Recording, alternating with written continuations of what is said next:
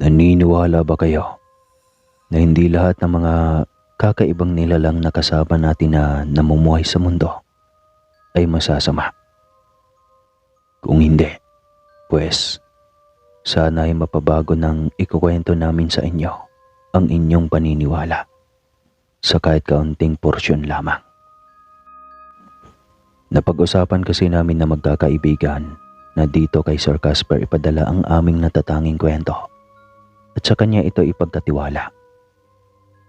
Ito na at sisimulan ko na. Ako si Erlinda. Matanda na ngayong taong 2023. Parati na lamang akong sa bahay at inaalala ang kwentong ito noong ako ay malakas pa, makinis at maganda. Edad 18 lang ako nang magbakasyon kami ng aking mga kaibigan ko sa isang tagong resort doon sa Palawan. Ang magkakasama ay ako, ang magnobyong Carla at Ingo, ang kapatid na binabae ni Ingo na si Allen at ang magkasintahan pa na sina Ursula at Bien. Ang iba sa amin ay ngayon lang nagkasama. Ang kaibigan ko kasi talaga sa serkulo ay sina Carla at Ursula lang. Malapit din ako kay Ingo at Allen, pero si Bien ay noon ko lang nakilala. Si Bien daw ang may kakilala sa tagong resort na iyon. Kaagad sumama ang barkada at sabi niya ay wala pa raw nakakasalaula ng lugar at tagunga. Hindi pa raw binubuksan sa mga tao ang resort. Gawa ng kakabenta lang daw niyon sa magbubukas. Nahikayat kami dahil doon. Baka kasi kapag naisipan na namin na muling puntahan ay may bayad na at hindi na kaya ng aming mga bulsa. Gaya ng sinabi ko, hindi ko kakilala si Bien. Pero sa kwento ni Ursula ay kilalang kilala namin siya na palautos na nobyo. Nasampulan na nga si Ursula nang kami ay nasa loob na ng sasakyan. Kinikilig pa nga siya at parang pinoprotektahan kasi siya ni Bien mula kay Allen. Pinalipat siya ng upuan malayo sa binabay. Kaya kahit nga naman bakla si Allen ay lalaki pa rin. Ang siste, si Ursula ang nasa kanan ng nobyo at ako naman ang napunta sa kaliwa ni Bien. Gwapo si Bien. Iyon ang una kong napansin sa kanya. Matangkad na lalaki, mistiso, parang hindi Pinoy sa tangos ng ilong. Ngunit tila hanggang doon lang ang masasabing kong maganda sa kanya. Habang nasa biyahe kasi ay maraming beses ko siyang nahuli na nakatingin sa dibdib ko. Medyo malaki nga iyon pero nakasuot naman ako ng t-shirt at hindi yun nakaluwa. Ipinilig ko na lamang ang aking ulo at binaliwala ang mga alalahanin na unti-unting dumadaloy sa utak ko at sistema. Hindi ko rin nais magsabi kay Ursula at baka pag-awayan pa namin ang tungkol doon. Makalipas ang mahabang biyahe, narating naman namin ang animoy paraiso na lugar. Maberde at malakas ang agos ng malinaw na tubig. Nag-iimbita agad ang kabuuan ng tagong resort na siya ay paliguan. Kaya iyon kaagad ang aming ginawa. Ang sexy mo, Erlinda. Nasapo ko ang aking dibdib sa labis na gulat. Si Bien ang nalingunan ko. Bien, ikaw pala, pasyensya na. Sa tingin ko, hindi magugustuhan ng nobyo mo ang paglapit sa akin. Lalo niyang pagsasabi mo na sexy ako. Sinupladahan ko na siya pero ngumisi lang siya. Nakaramdam ako ng takot. Inisip ko paano na lang mamaya. Tabi-tabi pa naman kami sa iisang kwarto dahil iyon lang ang bukanding silid na maaari raw maipagamit sa amin doon. Sabi ng kakilala ni Bien na nagpatuloy sa amin sa hindi pa tuklas na resort. Dahil sa naglaro sa isip ko, ay naputo lang kasiyahan na nadama ko sa lugar. Pasimple ko tuloy binabantayan si Bien okay naman siya.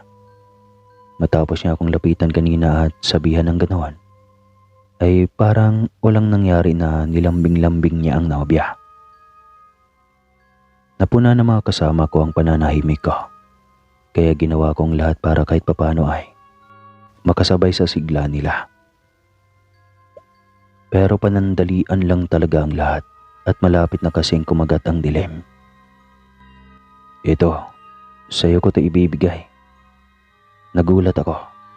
Nilapitan ako ng katiwala sa resort na si Awong. Nakilala ko siya kanina. Mahiyain na lalaki. Hindi kagapuhan at medyo amoy asim. Dahil na rin siguro sa trabaho nila roon at sa matinding init na klima sa Palawan. Ano to, Awong? Hindi ko rin alam ang tawag dyan ngunit maaari mong ihalin tulad sa protection. Nang tanungin ko siya kung saan o kanino ako dapat proteksyonan nang binibigay niyang kulay pula na parisukat. Sabi lang niya ay sa kahit na ano. Napunaraw kasi niyang sa amin ay ako ang may pinakamaligalig na pagkatao. Tila raw may pangamba sa akin na di mawari. Hindi naman siya nagkamali sa sinabi dahil nga kay Bien ay naging ganoon ang nadarama ko. Nagbiro pa si Awong na marami raw engkanto at aswang sa lugar na iyon. Kaya mas mainam na may proteksyon. Nang sabihan ko naman na paano ang mga kasama ko, ang sagot niya ay may natural daw na proteksyon ang mga iyon. Pinagkibit-balikat ko na lamang ang mga naging pag-uusap namin. Baka ang tinutukoy kasi ni Awong ay ang mga nobyo ng mga kaibigan ko. At kapatid naman kasi ni Alin si Carla. Tsaka ko lang na-realize na ako lang pala ang may tuturing na nag-iisa sa lakad namin na iyon. Walang magliligtas sa akin kung sakali o kung iligtas man nila ako. Hindi ako ang priority. Sa naisip ko, naging madali sa akin ang pagsuot ng protection mula kay Awong. Walang masama kung maniniwala. Hindi naman ako masasaktan kung suotin ang kung anumang proteksyon na iyon. Laki akong Maynila pero labis kong ginagalang ang mga paniniwala ng lahat sa bawat lugar na napupuntahan ko at tao na aking nakilala. Panatag naman ang naging pagtulog namin. Ang kinakatakot ko na paggapang sa akin ni Bien ay hindi naganap. Ang kinakatakutan ko na paggapang sa akin ni Bien ay hindi naganap. Siguro dahil sa himbing kaming lahat sa pagod. Pero syempre, gusto ko rin naman isipin na walang ganoon na magaganap. Kung nagdodroga si Bien, baka si Ariel lang iyon ang kanyang nasingot.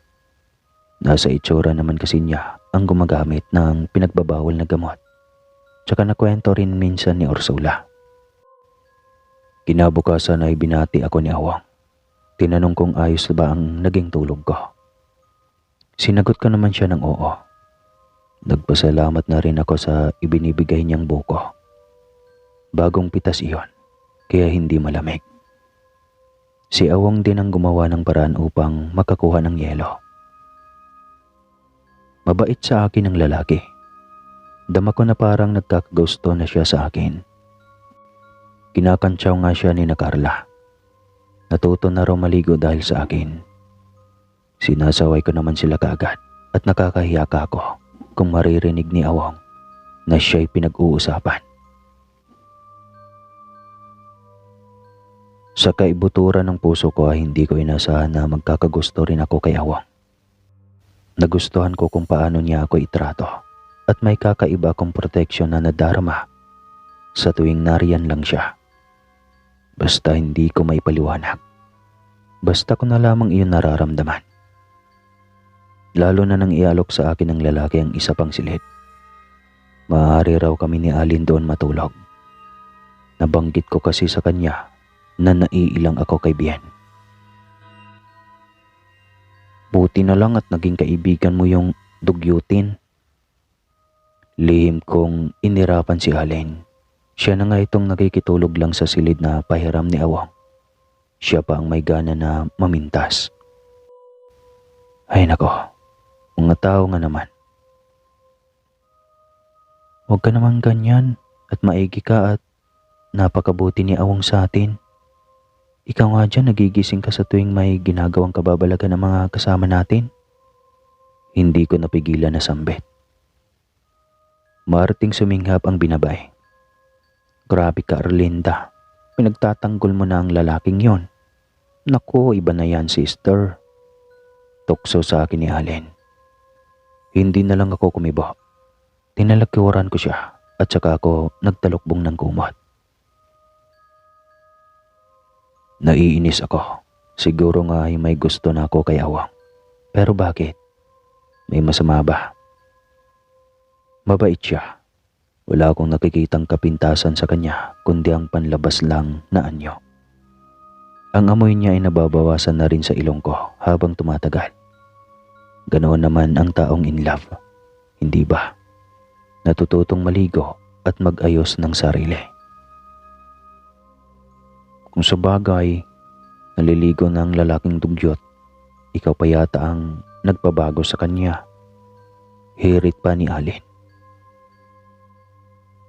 Kinagat ko na lamang ang dila ko para maiwasan ko na siya na ay sagutin pa. Sigurado lang kasi na wala akong masasabing maganda sa kanya. Sa ikahuling gabi namin na pananatili sa resort na iyon, ay nagising ako ng alanganing oras para umihi. Habang nakaupo ako sa trono, ay nangilabot ako sa tunog ng alulong. Hindi ko sigurado kung aso pa ba iyon o ano. Dahil sa aking narinig ay namadali akong lisanin ang banyo. Hindi ko pa halos na itataas ang salawal ko ay umalulong na naman ang aso. May kasabihan pa naman na ang ganoon daw ay isang pangitain na may nagaganap na sagupaan ng mga itim na elemento. Hindi ko alam kung makakaapekto iyon sa amin na mga kasama ko.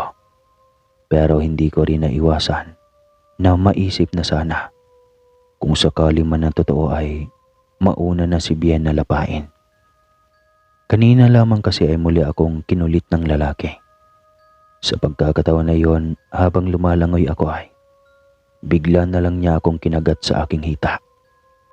Hindi na nakakatuwa. Dama kong hindi ako ligtas sa kanya. Iyon na nga din ang dahilan kung bakit pinalayo ako ng silid ni Awang. Napakabuti ng lalaki. Bakit kayo ganun kaingay ang aso rito? Nabigla ako. Mula sa kadiliman kasi ay sinalubong ako ni Allen.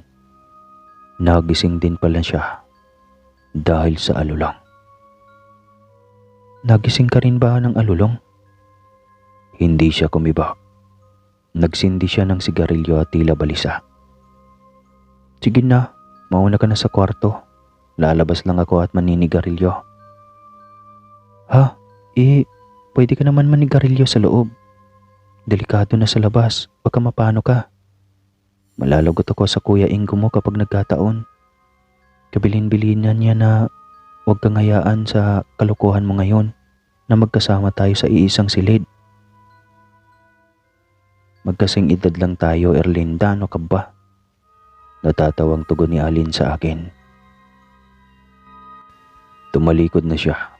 Nasundan ko na lamang ng tingin ang likod niya. Kung sa bagay nga ay magkaedad lang kami, siguro naman din ay hindi siya mapaano. Kung sa tapat lang ng tinutuluyan namin siya maninigarilyo. Lalaki rin siya. Sabihin ng binabay ay kayang-kaya namang ipagtanggol ang sarili kong sakali. Bago ako makatalikod ay nakita ko pa si Allen na yumuko at may nilarong itim na pusa. May lahi siguro iyon o baka nabusog sa mga nakakain sa kagubatan. Kaya mas malaki siya sa karaniwan na nakikita kong pusang kalye. Mukhang kilala rin si Allen ng pusa at grabe ito makakiskis sa paanan ng binabae. Nasa ganon ako ng pag-iisip nang tahakin ko ang daan pabalik sa kwarto namin. Bago ako makarating doon ay madaraanan ang kwarto ng dalawang pares na magkasintahan. Ang sabi ni Awang sa akin ay kumuha raw ng malaking tabla sa kagubatan sina Carla, Ingo, Ursula at Bien upang pangdibisyon raw pansamantala.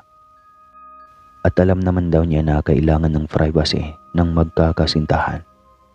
Saka wala naman ibang tumitingin sa mga ginagawa namin doon, kundi siya lang. Madalang magpunta ang tiyuhin niya na siyang may-ari talaga ng resort. Katiwala lang si Awang. May hati ng bawat tulugan nila, kaya okay lang na mag-away? Patanong kong bulong sa aking sarili. Naulinigan ko kasi na nagtatalo sina Ingo at Carla. Hindi malinaw kung ano ang pinagtatalunan pero nakakalungkot naman. At kung kailan huling gabi na namin tsaka pa sila nagtatalo. Nang maalala ko na ang huling gabi na namin sa resort ay lumabas na rin ako. Imbis na manatilin at bumalik sa silid namin ni Alin. Baka sakali lang naman na mamataan ko sa labas si Awang. Natigil na din naman ang mga alulong. Kung makikita ko si Awang ay maigi. Makakapag-usap pa kami at hindi na ako mahihiya na sabihin sa kanya ang plano kong pagbalik doon ng mag-isa upang wala nang kumantsaw sa aming dalawa. Maiksi lang ang buhay kung sino ang mahal mo ngayon o nagugustuhan. Wala naman masama kung ikaw ay umamin o di kaya magpatsok-tsak. Nilanghap ko kaagad ang malamig-lamig na simoy ng hangin nang ako ay makalabas. Nawala bigla si Alin. Wala rin sa bakas na siya ay nasa di kalayuan kasi wala naman akong usok ng sigarilyo na natatanaw sa kadiliman. Pinagkibit ko na ng mga balikat ang pag-iisip kung nasaan siya. Malay ko bang kung tulad ko ay may nakilala rin siya na katulad ni Awang. Hindi naman din kami magkakasama ng 24 oras. Lumalayo ako sa kanila at ini-enjoy ko kasi ang pagsasama namin ni Awang sa resort. At sadyang ang iniiwasan ko ang bastos na si Bien. Pero kahit ano yatang iwas ko ay tila naamoy ni Bien kung nasaan ako. Nanlaki pa ang mga mata ko nang mamataan ko siyang sumisingot-singot sa ere.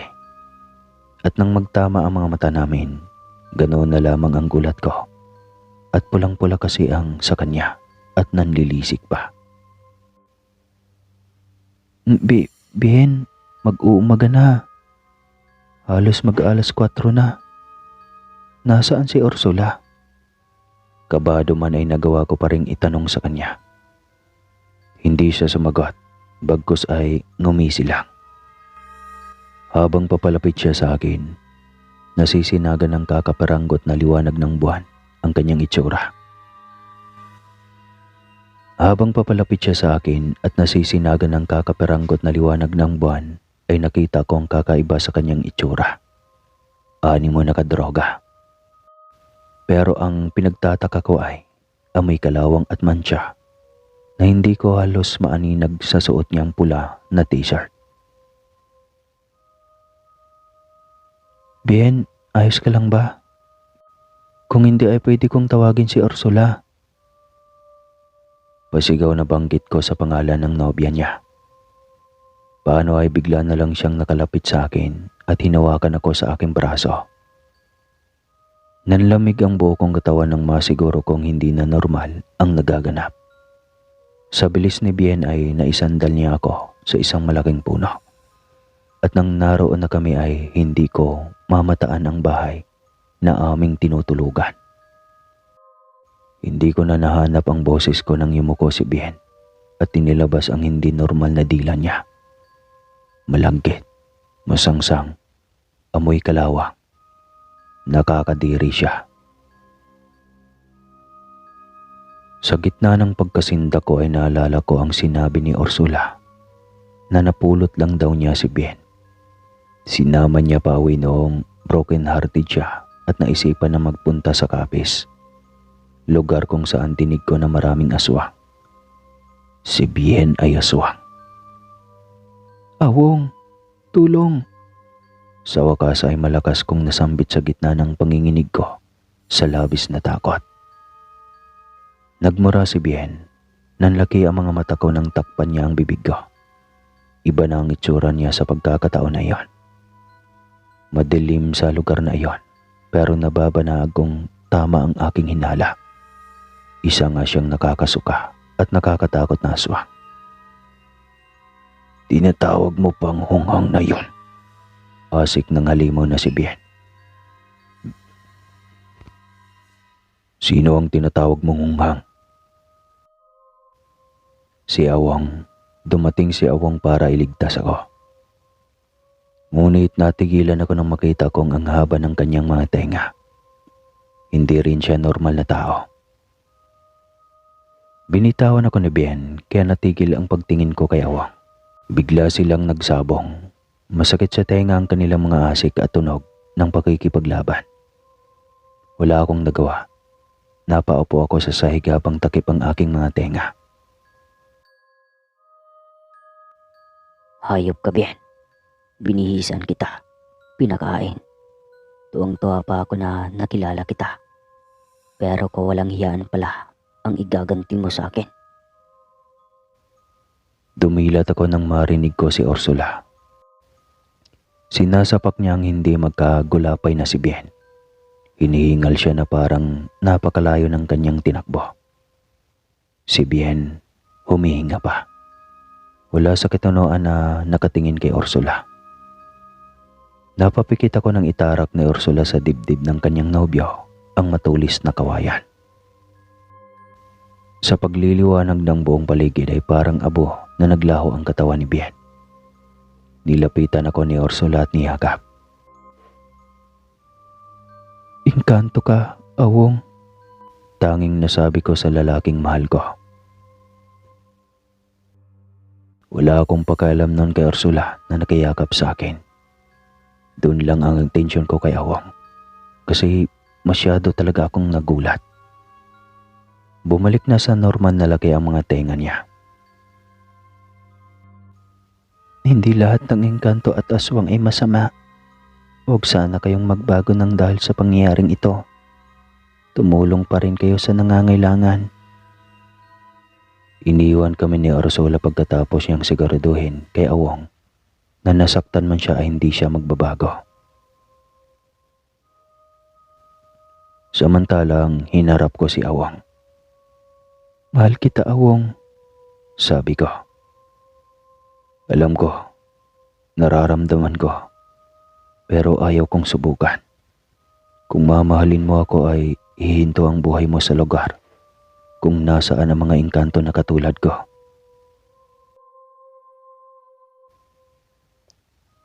At doon nagtatapos ang aming usapan. Kinabukasan, lumisan ako ng palawad na naiwan ang aking puso roon. Hindi maramat ang pagmamahal ni Awang. Hinayaan niya ako. Hinayaan niyang palihim kaming magkita hanggat gusto ko noon. At sabay rin kami na pinutol ang mga namagitan sa amin sa mapayapang paraan.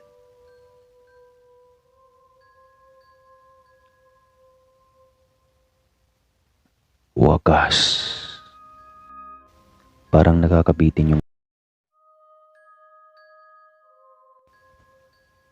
Ang pagpunta namin sa Palawan upang maglibang noon ay hindi ko inasahan na mauwi sa pagkabigo.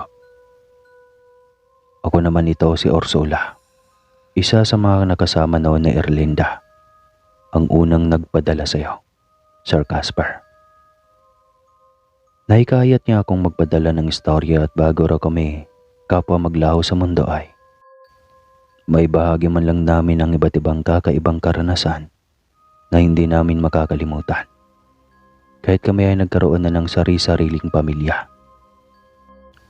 Ang nobyo kong si Bien ay nag-aya sa amin na magtungo sa Palawan. Nakilala ko siya noong mga panahong na ako ay bigo sa naunang pag-ibig. Napulot ko lamang siya. Nadatnan ko sa harap ng bahay. Gwapo si Bien. Noong una ay mabait din siya. Bukod sa napakalakas na stamina niya pagdating sa kama. Iyon pala ay isa siyang aswang. Nalaman ko lang noong mangyari iyon sa kanila ni Erlinda. Hindi naman ako tanga para hindi mapunan na may gusto siya o nabaghani si Bien sa ganda ng kaibigan kong si Erlinda. Pero binaliwala ko lang iyon. Kahit hanggang sa naroon na kami sa resort na hindi pa halos napupuntahan ng mga tao. Maraming beses na nagsumbong sa akin si Carla at Alin patungkol sa ginagawa na Bien. Pero hindi ko ito pinapansin. Kahit hindi ko yun binibigyang pansin ay nalulungkot ako. Nakakalungkot isipin na kung kailan mahal ko na siya, ay tsaka ko palang nalaman kung anong klase talaga siyang tao. Sa lawahan, hindi makontento sa isa, walang katinuan. Nobyo mo yung tingin ng tingin sa kaibigan mo, hindi ba? Nagulat ako sa nagsalita. Nang lingunin ko siya ay isang lalaki na may itsura naman. Sunog sa araw ng Palawan ang balat niya. Sino ka? Nasisiguro kong ang sabi sa amin ng may-ari ng resort na to ay walang ibang taong na narito bukod sa aming magkakaibigan kundi si Awong lang. Natawa ako sa estranghero. Tawagin mo na lang akong Galim. Naglahad siya ng kamay pero hindi ko yan pinansin. Yung tanong ko, hindi mo pa sinasagot. Binawi niya ang kanyang kamay, tsaka niya akong initian sa matamis na paraan. Narito ako dahil pinayagan ako ng tiyuhin ni Awong na mangahoy rito kada umaga. Isa narito ang magagandang uri ng kahoy ng panggatong, kaya kahit malayo ito sa kubo namin ng inang, ay sinasadya ko. Pangunahin na pinagkukunan ko rin ng kita ang pagbebenta ng kahoy sa mga kapitbahay namin. Kwento niya. Medyo napabilib ako sa sinabi niya. Sa ilat siya kasi ng pagkakasambit niya ay tila napakahalaga sa kanya ng tinatawag niyang ina. Ganoon ba? Tanging sagot ko. Ganoon na nga. At saka sa tingin ko, mapapadalas talaga ang pangunguha ko ng kahoy dito. Kahit na may tambak pa kami. Dahil nakita kasi kita. Napakaganda mo, Orsola. Nabigla ako nang marinig na alam niya ang pangalan ko. Pero nawala rin ang kaunting kaba ko kay Galim. Nang sabihin niyang minsang nangunguha siya ng kahoy ay narinig nga niya na tinawag ako ng mga kaibigan ko sa ganong pangalan. Masaya kausap si Galim. Kinakwento niya sa akin kung ano at paano ang nagiging pamumuhay nila sa probinsyang iyon. Dahil sa kanya ay nakalimutan ko ang mga ginagawa ni Bien sa akin na harapan na panluloko. Napakabuti sa mental health si Galim. Hindi ko maiwasan na hanggang sa aking pagtulog ay naiisip siya. Carla, gising ka pa ba? Tanong ko. Nasa kabilang bahagi ng silid sina Carla at Ingo. Magmula kasi na ang pahiramin ni Awong ng silid sina Alin at Erlinda ay nilagyan namin ng dibisyon ang tinutuluyan namin. Nang dahil sa dibisyon na aming ginawa, nalaman namin ni Carla na kapag alanganing oras pala ay wala kaming mga kasama sa loob ng kwarto. Oo, nakatitig lang ako sa kisame. Iniisip ko kung saan banda ko sisimulan ng pagtanong kay Ingo kung bakit siya naglalaho sa gabi. Tugon sa akin ni Carla. Sa mga oras na iyon ay hindi pa namin alam na aswang si Bien at engkanto pala si Awang. Naalala kong naikwento mo sa akin na sabik si Ingo na makarating dito sa Palawan. Tama ka, Ursula. Hindi ba't ganoon din si Bien? Mapait akong napangiti. Nagmamadali si Bien na makarating sa resort na iyon. Dahil pala gusto nitong maka-score kay Erlinda. Talagang magmula nang makilala niyang kaibigan ko ay natipuhan na niya. Oo, Carla, at nakakainis. Hindi ko alam kung tama itong nadarama ko kay Galim. Mabuting tao si Galim. Nakikita ko sa kanyang panunuyo sa akin ni Ingo. Komento ni Carla. Yun na nga mismong dahilan kung bakit yata ako nahuhulog kay Galim. Kahit na ako ay may nobyo na. Sino ba ang hindi magiging marupo kung maloko naman ang nobyo mo? Pero syempre, alam ko naman na dapat muna ako makipagkalas kay Bien bago ako magpakita ng tsansa kay Galim. Tsaka magkaibang tirahan namin ni Galim. Kung magiging seryoso ba ang aming relasyon ay magpupunta kaya siya sa Maynila? Paano ang inang niya?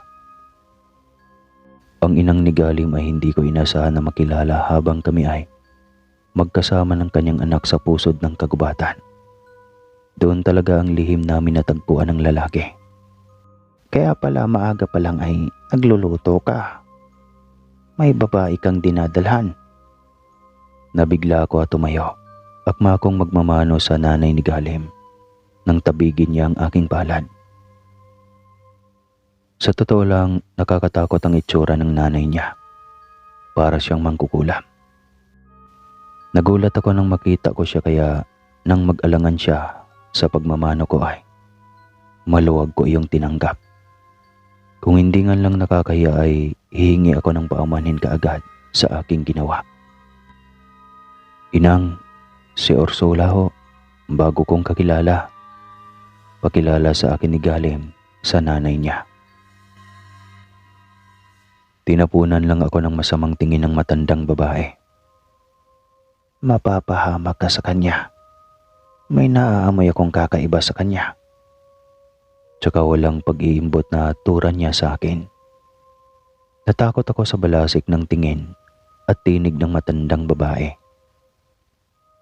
Nayakap ko ang aking sarili at nahimas ang aking braso. Huwag mo nang pansinin si Inang. Ganyan lang talaga siya. Hayaan mo. Itatanong ko sa kanya kung ano ang ibig niyang sabihin kasi minsan ay doble ang kahulugan ng kanyang sinasabi. Pero may katuturan din naman. Konsula sa akin ni Galim. Lumipas sa mga araw na hindi ko na masyadong iniinda ang panloloko ni Bien sa akin at pagkagusto niya kay Erlinda. Nabawasan din ang pag-aalala ko sa aking kaibigan dahil nakikita kong nagkakaunawaan sila ni Awong. Dangan at ang naging problema ko naman noon ay kung paano paaalisin sa buhay ko si Bien. Iniisip ko iyon sa inaraw-araw at siguro hanggang sa maubos na ang 2 linggo na bakasyon namin sa Palawan. Ursula, ang tinutukoy pala ni Inang nakakaiba sa iyo ay ang amoy raw na nakakapit sa damit mo. Isang hapon habang kami ay magkasama na nagmemeryenda, na animo picnic style sa gitna ng mayabong na kagubatan. Ito ang sabi sa akin ni Galim. Natigilan ako sa pagkagat ng hinanda kong sandwich na may litos para sa aming dalawa. Anong amoy? Hindi ko lang alam kung mabibigla ka sa ipagtatapat ko. Si Inang kasi ay meron siyang dating kasintahan na isang aswang.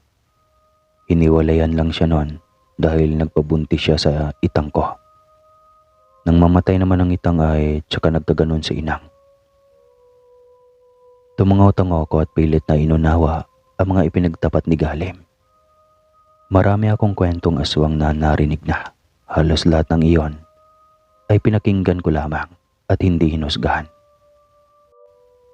Nabanggit ni Awong sa akin na isa palang kilalang manggagamot ang inang mo. Oo, kahit gano'n ang itsura niya. Mahusay siyang manggamot.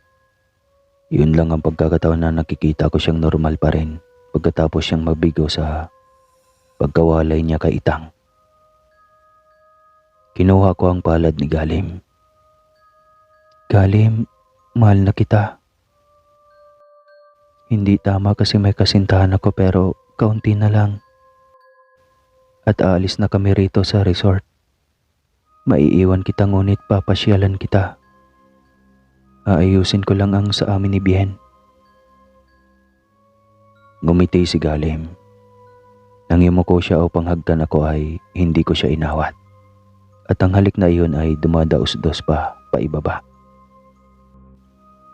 May nangyari sa amin ni Galim. Pero kakatawa na hindi ako nakadarama ng sundot ng aking konsyensya. Siguro dahil harap-harapan naman na nakikita kong ginagagawa ko ni Bien. Ngayon nga ay biglang tumili si Erlinda dahil may ginawa siyang kabulustugan sa kaibigan ko habang nagsuswimming kami. Kinastigo ko si Bien pero nanatili siyang tahimik. Para siyang hindi na normal. Nanlilisik din ang kanyang mga mata. Nakwento ko ang mga pangyayari na yon kay Awong at nagtataka naman ako kung bakit ang tanging sinabi lang niya sa akin ay iwasan ko si Bien sa tuwing ganoon daw ito. Hanggang sa lumipas ang ilang araw, hinanap ko si Galim sa kanya. 2 araw na kasi ang nagdaan at hindi kami nagkita. Ang sagot naman sa akin ni Awong ay hindi pa nga raw nito nakikita pa ang mga ngahoy. Nagtanong ako sa katiwala ng resort kung saan ko matatagpuan ang bahay nila Galim. Itinuro naman niya ngunit nagbilin siya sa akin na agahan ang punta roon. Delikado raw kung ako ay maabutan ng dilim. Tama naman si Awong. 2 lang ang pupwedeng rason kung bakit wala si Galim. May sakit ang lalaki o may sakit ang nanay nito. Pero para sa akin ay 3. Idagdag ang dahilan na tinakasan na ako ni Galim kasi nakuha na niya ako. Hindi ako pinatulog ng mga agam-agam sa utak ko. Sigurado ako.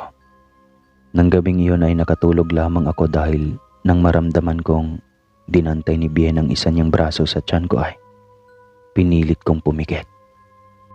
Sa ganoong paraan ko lamang natatakasan ang pangungulit niya na ako ay makatabi. Kinabukasan, kahit hapon na ay agaran kong pinuntahan ang sinasabi ni Awong na bahay nila Galim. Wala na akong pakialam kung malaman ni Bien ang tungkol sa amin. Wala naman kasi siyang katinuan. Puspusan ang paglalakad ko at hindi alintana ang lahat ng mga maaari kong makasalubong na hayop o insekto man. Sinabi ni Awong na bukod sa mga hindi nakikitang elemento ay ingatan ko ang aking sarili sa mga mababangis na hayop na nasa tabi-tabi lamang ng kagubatan. Kung may pagkakataon ay magtabi-tabi po ako. Ang nasa isipan ko lang ay makarating sa kubo nila Galim at kung abutan ako ng gabi sa daan, tiyak kong hindi naman siya papayag na mag-isa ako makabalik sa resort.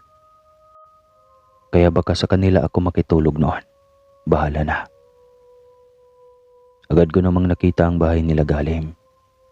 Ayon sa description ni Awong, iyon daw ang unang kubo na nag-iisa sa pusod ng gubat. May kasunod pa raw kasi ang kubong nag-iisa doon. Humugot muna ako ng malalim na hininga bago ko hinakbang ang aking mga paa papalapit sa kubo nila Galim. Sinasabi ko na nga ba at paparito ka? Sa labis na gulat ay nasapo ko ang aking dibdib. Kayo po pala, inang? Ganda utal kong pagbati sa nanay ni Galim. Oo, nagtungo ako rito upang malaman kung ayos lang ba si Galim. At ilang araw ko na ho siyang hindi nakikita. Huwag niyo sanang masamain ang pagparito ko. Umiling ang matandang babae. Paanong hindi? Wala kang nalalaman? Malumanay man ang boses ng matanda ay matiim naman ang pagkakawika. Kaya otomatikong nangunot ang aking mga kilay sa labis na pagtataka. Pasyensya na inang, hindi ko nauunawaan ang mga sinasabi ninyo. Magalang kong turan. Mabilis niya akong nahagip sa aking braso, tsaka mariin ulit siyang nagsalita. Hindi ka gusto para sa aking anak. Dahil amoy na amoy ko ang masamang aswang sa buong katauhan mo. Pero wala akong magagawa. Mahal ko si Galim kaya pumasok ka sa loob. Naroon ang sandata na maaari mong gamitin para mapatay ang aswang mong nobyo. Halos umikot ang paningin ko sa mga revelasyon na isa-isang inilapag ni Galim sa akin. Nang makapasok ako sa kanilang kubo ay nakita ko siya na punong-puno ng galos at hindi makalakad. Nakaratay siya sa papag. Ang dahilan daw ay sinugod siya roon ni Bien. Aswang si Bien Ursula. Alam ko mahirap paniwalaan pero totoo ito. Maging ako ay isang aswang. Iisang lahi kami ngunit tulad nyo. Mayroong iba't ibang paninindigan at paniniwala. Malaya rin kaming makakapili kung nais ba namin na maging mabuti o masama. Gayon din kung kami ay kakain ng tao o hindi. Ngunit natalo niya ako. Mas malakas siya kasi kumakain siya ng tao. Wika niya sa akin. Sa haba ng sinabi ni Galim ay halik lamang ang tinugon ko sa kanya. Mahal ko na siya. Ano't ano man ang kanyang lahi ay tanggap ko at wala akong pakialam. Katulad noon kay Bien ay mabilis ko siyang minahal pero ngayon ay nauntog na ako. Si Bien ay kinakailangan ko lang dahil bigo ako noon. Iba ang kay Galim. Magdamag kaming magkasama. May naganap ulit sa amin. Kahit baldado na siya. Basta ang importante ay masaksak niya ako. Hindi yun kasama sa script ah. Habang kami ay gising sa kailaliman ng gabi, pinaliwanag niya sa akin kung paano namin matatalo ang katulad ni Bien na masamang aswang. Sabi sa akin ni Galim na ang puot daw ni Bien ay galing sa kapatid nito na naging aswang na awak. Ang may kagagawan daw noon ay ang namatay na kuya ni Erlinda. Kaya pala ganun na lamang kabaliw si Bien sa kaibigan ko. Hindi na namin alam ang iba pang kwento. Nalaman din daw ni Galim iyon dahil kay Awong. Nagkagusto kasi ang katiwala kay Erlinda, kaya inalam ang lahat. Nagpahawa raw si Bien sa kapatid bago ito namatay at sumumpa na ipaghiganti ito sa anumang paraan na alam. At yun nga, nang gabing ding iyon nakapagdesisyon ako. Papatayin ko si Bien para sa kalayaan ng pag-iibigan namin ni Galim. Hindi na ako nagpaabot ng umaga. Lihim kong tinahak ang palabas ng kubo dahil sabi naman ni Galim ay ang alulong daw na narinig namin ay siguradong dahil sa mga aswang na katulad nila.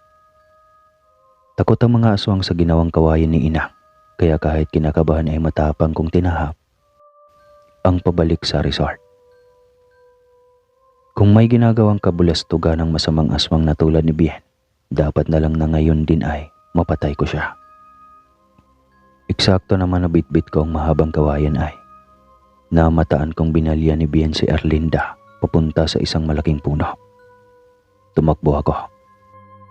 Hanggang sa malapit na ako noon, naabutan kong naglalaban sina Bien at Awong na isa palang engkanto. Nasa akin ang alas, kaya bumilang lang ako ng hanggang 10. Buong tatag kong itinarak sa dibdib ni Bien ang matulis na kawayan na may dasal at orasyon mula sa manggagamot na si Inang. Inihingal pa ako ay tumakbo pa rin ako pabalik sa kubo nila Galim upang ibalitang nangyari kay Bien. Pero ganoon na lang ang gulat ko nang madat na nakikipaglaban si Inang at Galim sa isa pang aswang. Wala nang kawayan, huli na rin nang ako ay dumating. Dahil matanda na si Inang ay madali siyang natalo ng isa pang masamang aswang. At dahil si Galim ay panay galos pa, nagresulta rin iyon sa kanyang agaran na pagkamatay. Pinagbuntis ko ang aming anak, na siyang naging rason kaya hanggang ngayon ay nananatili akong buhay. Sa pagdaan ng panahon, dahil sa pananalig sa Diyos, ang dugo ng aking anak ay mas matimbang ang sa tao kesa sa aswang. At dito ko na po puputulin ang kwentong ito kasi yun lang talaga. Comment down below sa mga gustong sundan.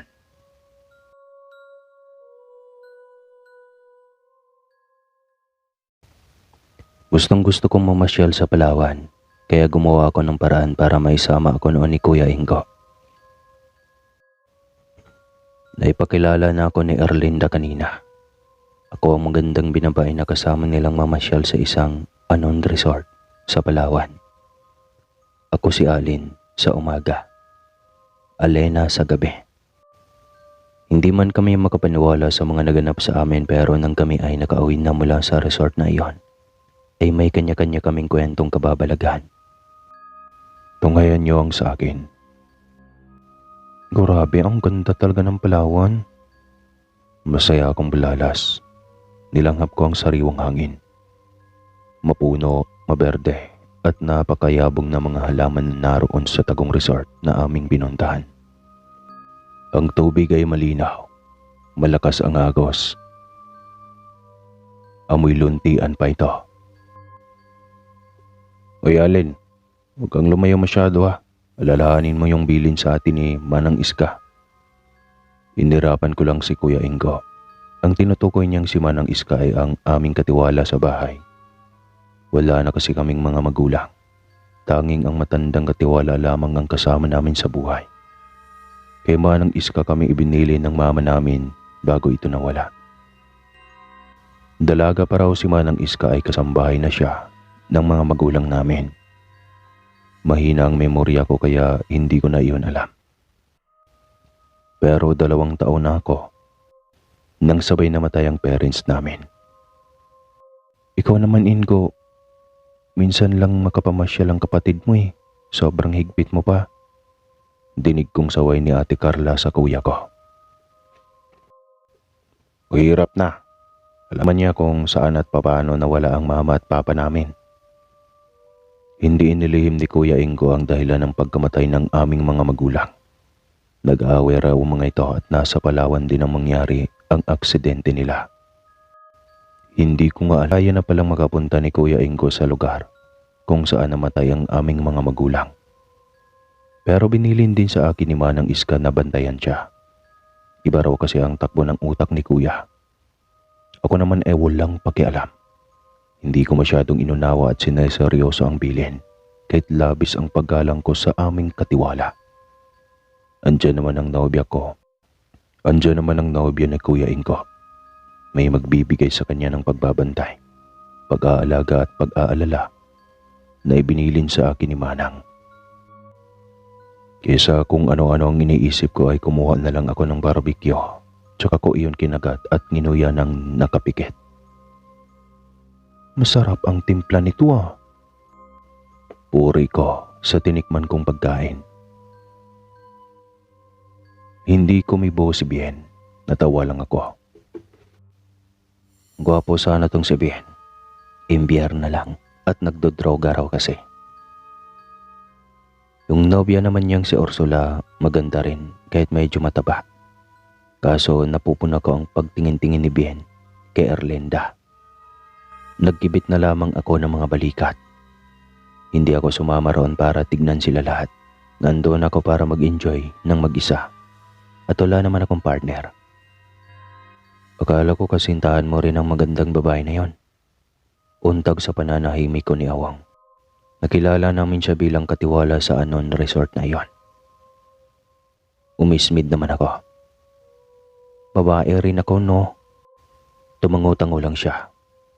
Hindi man lang natawa. Mahirap pasayahin. Alam mo, mas okay pa yata kung maligo ka na rin. Medyo maasim ka na Awong. Inamoy ng lalaki ang sarili. Normal naman na maasim ako at nasa arawan. Boring kausap si Awang pero kapuna-puna ang panay sulyap niya kay Erlinda. Napailing na lang ako nang maisip kong 2 lalaking nagkakagusto kay Erlinda. Isang maasim, isang may nobya na. Sige ha, maiwan na kita Awang. Siyempre pa, bago ako makalayo ay binili niya sa akin na huwag masyadong lumayo sa resort. Masyadong delikado raw Marami raw kasing mga ahas sa lugar kasi nga gubat. Simpleng pasasalamat at tango lamang ang sinagot ko sa kanya. Sa paglalakad-lakad ko habang sila ay nagsuswimming na, may namataan akong cute na pusa. Itim iyon at medyo may kalakihan. Mahilig ako sa aso at pusa kaya alam kong naramdaman ng pusa na ligtas sila sa akin. Gutom ka na? Parang tao na tanong ko sa malaking pusa. Grabe, ang butsyog mo ah.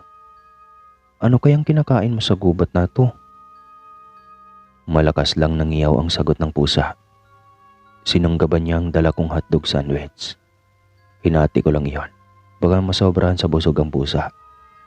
At makatulog kung saan doon. Malapa pa ito ng ahas. Ang pusa na iyon ang naging kumpanyon ko sa Palawan. Sa totoo lang kasi ay ayaw ni Kuya Ingo sa pusa at aso. Kaya hindi ako makapag-alaga niyon sa amin sa Maynila. Buti na lang dito sa Palawan ay makikilala ko ang malusog na pusang itim. Pinangalanan ko siyang Botsyog. Mataba nga kasi at malaki. Dagol siya para sa isang normal na pusang kalye, kumbaga. Diyan ka lang ha? Parati kitang pupuntahan para bigyan ng pagkain. Hihintayin mo ako ha? Paalam ko kay Botsyog. Magmula nang makilala ko ang pusang si Butchog ay araw-araw na akong kumukuha ng pagkain para dalhin sa kanya. Kinatuwaan ko na siya at dama kong unti-unti na akong napamahal sa kanya. Malambing kasi ang pusa, parang tao pa na akala mo ay nauunawaan ako. Naglalabas din ako sa kanya ng sama ng loob at habang ginagawa ko iyon, kakatuwa naman na mataman lamang siyang nakatingin sa akin na parang nakikinig. Sobrang tagal mo makabalik. Ano ba ang ginagawa mo sa gawing yon ng gubat? Kastigo sa akin ni Kuya Ingo. Isang hapon habang ako ay pabalik na sa tinutuluyan namin na resort. Nagulat ako nang masalubong ko siya sa daan. May pusa kasi na nakatira ron, kuya. Dinadalhan ko ng pagkain. Pantanggal inip ko na lang habang nandito tayo. Hindi ako nagsinungaling. Wala naman akong nakikitang dahilan upang gawin yan. Hindi ka nakikinig. Sinabi na sa iyo na hindi naman totoong mga tao ang may gawa ng pagkamatay ni na mama at papa, kundi mga aswang. Ano naman ang kinalaman ng aswang sa pusa, kuya? Tanong ko. Ang sagot niya, minsan ay nagpapanggap sila na isang hayop. Alin? Inisip kong sinabing iyon ni Kuya Ingo. Masyadong seryoso ang mukha niya at tinig, kaya hindi ko yun maaaring baliwalain. Sa sobrang cute ni Butchog at lambot, hindi ko yata matatanggap na isa siyang aswang. Sobrang layo talaga. Mas madali pa para sa akin na tanggapin na weirdo lang siya, kaya niya nasasabi iyon. Kuya ko siya kaya mahal ko siya, pero alam ko rin kung gaano siya ka-weird na tao. Uy, Alin, gising ka pa ba? Bakit? Humarap ako kay Erlinda. Siya ang kasama ko sa kwarto buhat nang bigyan siya ni Awong ng isa pang silid. Tingin ko ay may relasyon sila kaya ganon siya nito protektahan mula kay Bien. Wala, hindi lang ako makatulog. Iniisip ko kasi yung sabi-sabi dito. Marami raw engkanto at aswang. Naniniwala ka sa mga yun? Sabi ko sa kanya. Hindi naman sa naniniwala pero wala akong nakikitang masama kung maniniwala tayo. Wala nga bang masama kung isipin na tama ang kuya ko na baka aswang si Butchog? Oo, at aswang araw ang lumapa sa mga magulang namin. At pinalabas lamang ng mga pulis na biktima sila ng mga NPA. At binenta ang mga lamang loob nila matapos na mabunggo ang owner nila sa isang malaking puno. Pero hindi ba at ang lahat naman ay may dahilan? Tunay man o hindi ang tungkol sa aswang. May rason sa lahat ng pangyayari. Ayoko sanang mag-isip ng hindi maganda patungkol sa mga magulang ko. dahil wala na sila. Pero hindi ko maiwasan na mag-isip lalo at ayon na din sa kwento ni Manang Iska sa akin ay hindi niya alam. At walang nakakaalam kung bakit daw parating nagpupunta sa Palawan ang mga magulang namin. Marami namang pasyalan sa ibang lugar. Marami rin silang pera gawa nga raw na umaasinso ang negosyo. Kinaumagahan noon, "Butchog, basta habang nandito ako ay aalagaan kita at pakakainin. Huwag mong intindihan ng mga sinasabi nila ha." Muli ay kinausap ko ang pusang itim. "Talaga palang inaalagaan mo ang pusang iyan, Alin?" Napatayaw ako sa labis na kabiglaan. Niyakap ko si Butchog. Si Kuya Ingo iyon. Kahawak kamay ang nobya niyang si Carla. "Kuya, kayo pala bakit? May masama ba kung alagaan ko ang pusang kalye na ito? Hindi ko naman siya iuuwi. Habang nandito lang ako ay aalagaan ko siya. Hayaan mo na ako." Inawat ni Carla ang kuya ko. Mabuti rin talaga ang nobya niya. Sinasabi nito kay Kuya Ingo na walang dapat ipaglala at may mga taong katulad ko na likas na may puso sa mga hayop. Si Kuya Ingo ay si Kuya Ingo, kaya hindi rin siya nakinig.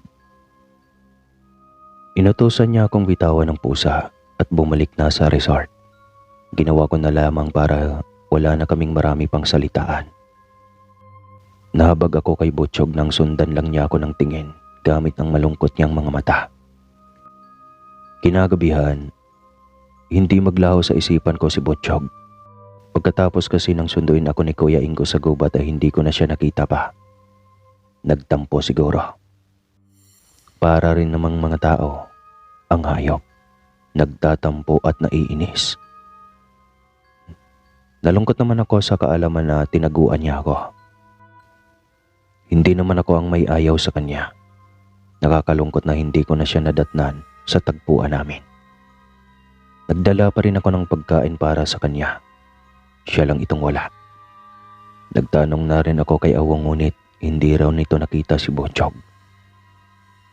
Nakakapagtaka lang na sabihin ni Awong sa akin na huwag ko na daw hanapin at sigurado raw na may pinuntahan lang na importante si Butchog.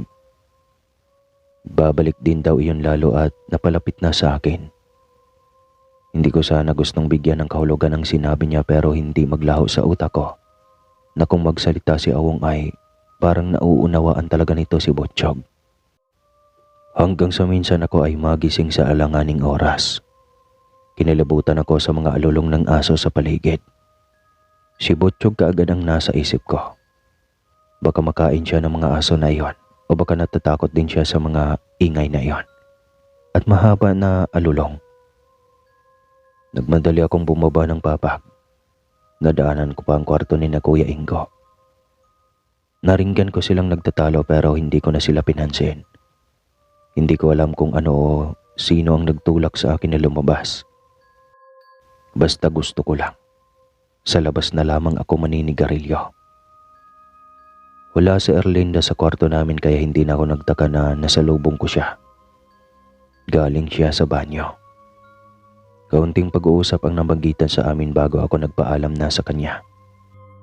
At nang makalabas ako sa bahay na aming tinutuloyan sa Anon Resort na iyon, ganun na lang ang aking kagalakan nang biglang lumitaw mula sa dilim si Butchog.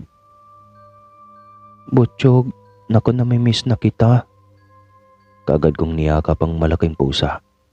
Kiniskis niya ang sarili sa akin kaya alam kong pareho kami nang nararamdaman sa mga oras na iyon. "Natatakot ka ba sa mga alulong na aso ha? Hinahanap mo ko kasi natatakot ka sa kanila?" Natapos ang alulong ng mga aso. Napalitan iyon ng pagniyaw ni Butchog sa gitna ng dilim. Ngunit sandali lamang ay napalitang alulong ng isang kakaibang tunog. Pagaspas ng mga pakpak.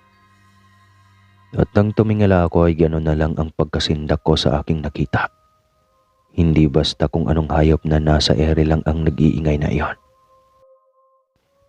Sa tulong ng liwanag ng buwan ay malinaw kong namataan ang manananggal. "Pumasok ka na sa loob, Alin. Delikado ang nilalang na yan." Si Kuya Ingo. Sinundan niya ako siguro nang marinig niya ang ululong ng mga aso o baka ang pagaspas ng mga pakpak ng manananggal. Kuya, buntis si Ate Carla. Bakit parang papunta siya sa bubong natin? Mas lumakas ang pagngiyaw ni Butchog. Umangat din ang katawan niya, indikasyon na alam niyang kami ay nasa panganib. Si Kuya Ingo naman ay malutong na nagmura. Imbis na pumasok siya sa loob upang tignan ang lagay ni Ate Carla, ay naghanap siya ng maaaring matungtungan upang makaakyat siya sa bubong. Tsaka ko lamang naalala ang masiding pagnanais niya na makapatay ng kahit anong uri ng aswang. Tila tukso na bumuo sa akin ang mga naikwento ni Manang Iska patungkol sa kagustuhan ni Kuya na makatagpo o makapatay ng kung ano-anong nilalang. Na gusto raw na mapatunayan ni Kuya na tunay sila dahil naniniwala siyang pinatay ng mga iyon ang mga magulang namin. Kuya Ingo, delikado ang pumanik dyan nang wala kang dalang kahit anong sandata. Sigaw ko kay Kuya Ingo. Baka ikaw naman ang mapano sa gagawin mo. Tsaka, bago mapuntahan ang manananggal na yan, baka tapos na niyang lapain ang anak ninyo ni Ate Carla. Siya na lang ang intindihin mo. Pero hindi nakinig si Kuya Ingo. Inakyat pa rin niya ang matarik na puno ng niyog. Hilong-talilong ako sa labis na pagkataranta. Balisa na ako.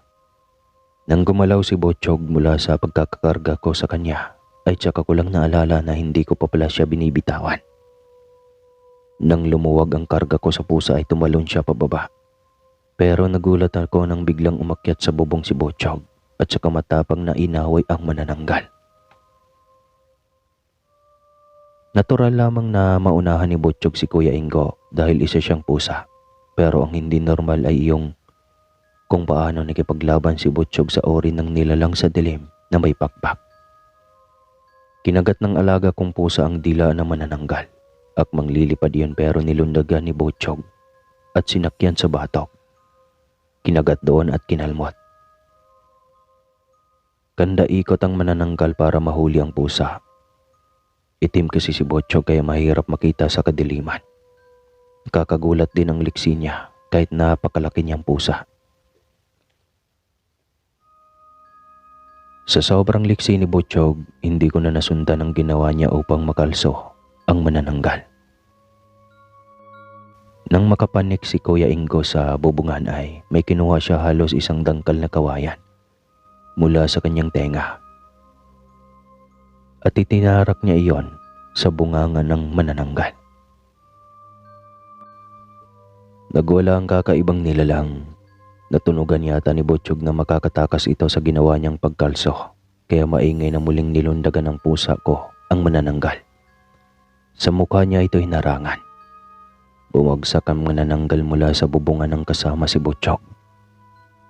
Si Kuya Ingo ay hindi na nakakilos, gayon din naman ako. Sino pa ba ang magkakakilos kung gayon na napakabilis lamang ng mga pangyayari? Nang madukot ng manananggal ang itinarak ni Kuya na kawayan sa bibig niya ay kay Butchog naman niya iyon isinaksak. Pagkatapos si Butchog naman ay pinasok sa bibig ng manananggal ang isa sa paa niya. At ang sumunod na isinasalaksak ay ang buong katawan niya. Hindi ko alam kung mayroong dinukot si Butchog sa loob ng katawan ng manananggal.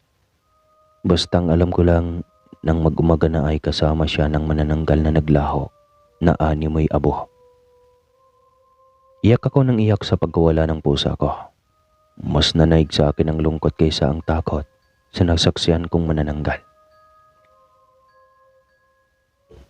Ayon pa sa kanila, aswang din daw si Butchog kaya siya kasabay na nawala nang mag-umaga na. Isinumpang aswang daw. Iyon ang sabi sa amin ni Awang. Pero para sa akin ay walang ibang lebel sa Butchog, kundi ang aking tagapagligtas. O nga't kung hindi ko siya inalagaan, hindi niya kami ililigtas. Pero mas matimbang pa rin na ang dahilan ay isa na siyang mabait na aswang. Hanggang dito na lamang ang kwentong ito kasi wala na si Butchog. Maraming salamat po sa mga hindi nakakalimot mag-subscribe. Mabuhay.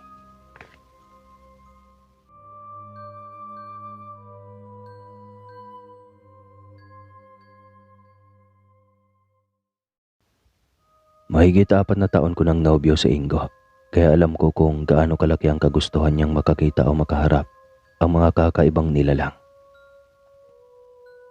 Hinikayat ako ng mga kaibigan ko na ipadala ang aming kwento sa channel mo, Sir Casper.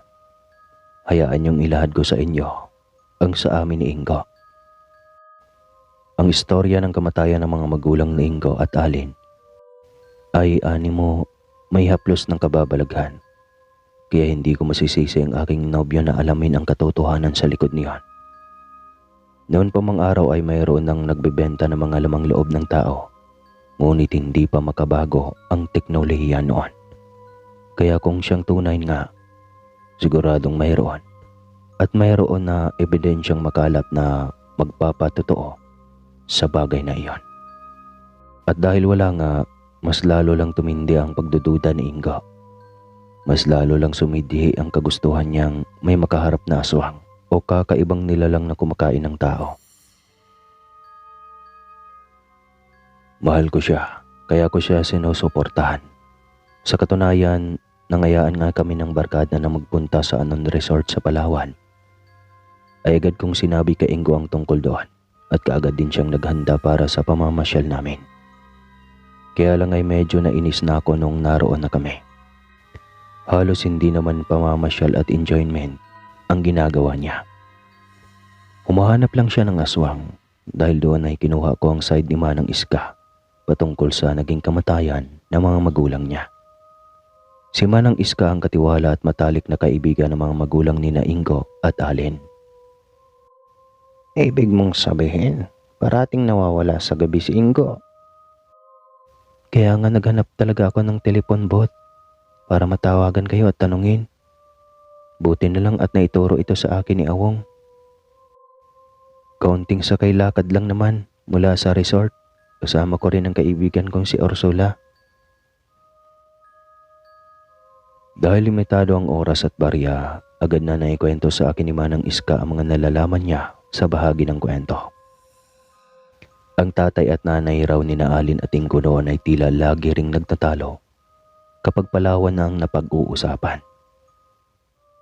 Naging madalas daw ang pagtatalo noong nagbuntis ang nanay nila kay Al at mas lalo raw na naging hitik ang pag-aaway ng ilabas na siya tiyan, si Alin, na siyang ang ganap na namatay ang mag-asawa, makalipas lamang ang 2 taon. Minero pala ang tatay nila nang minsan daw na nakasama nito ang grupo at nagkayayaan sa Palawan para tignan kung mayroon silang mamimina na ginturoan, ay bigla na lamang daw umuwi nang wala pa sa tamang oras at araw ang tatay nila Ingo. Ang pagkakatanda raw ni Manang Iska ay balisa pa ito. Nagising nga raw siya noon dahil sa boses ng nanay nila Ingo na animoy nababahala. Hindi ako investigador at mas lalong hindi ako pulis, pero hindi ko na kailangan ng mga propesyon upang magkaroon ng sampataha na may nagawang mali ang tatay nila Alin. Kaya siya nagkaganoon. Wala na ang mga ito para madepensahan ang sarili. Pero nananatiling walang hustisya ang pagkamatay ng mag-asawa. Kaya ganoon na lamang ang kagustuhan ni Ingo na mapunta sa mga kamay niya ang batas.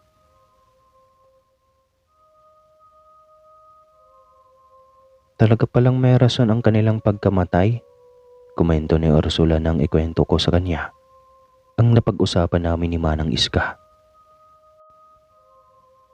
Lahat naman ng pangyayari ay punot dulo. Yun lang ang alam ko. Kung may rason man sa naging pagkamatay nila, baka matindi iyon. At yun ang hindi ko nais na mangyari kay Ingo.